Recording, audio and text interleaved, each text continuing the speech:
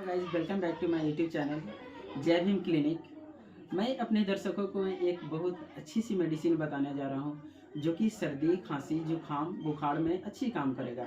इसका नाम है सिनाडेस सिरप। ये सिनाडेस सिरप है और इसकी जो कॉम्पोजिशन है पैरास्टामोल 125 mg है और फिनाइलफेनेडियामिन है इसकी जो है 5 mg और क्लोरफेनेडियामिन है 1 mg और सोडियम सिट्रेट है 60 mg।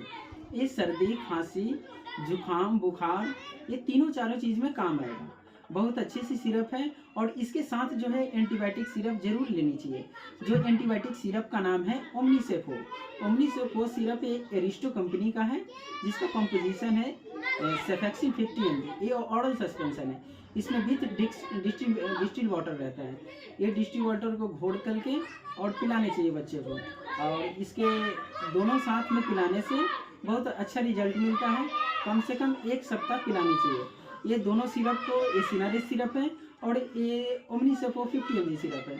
दोनों को अपने डॉक्टर के प्रिस्क्रिप्शन द्वारा लें और इसको कंटिन्यू 1 हफ्ते के करीब पिलाएं।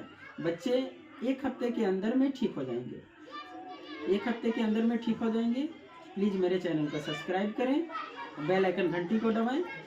नमस्ते, प्रणाम, जय हिंद।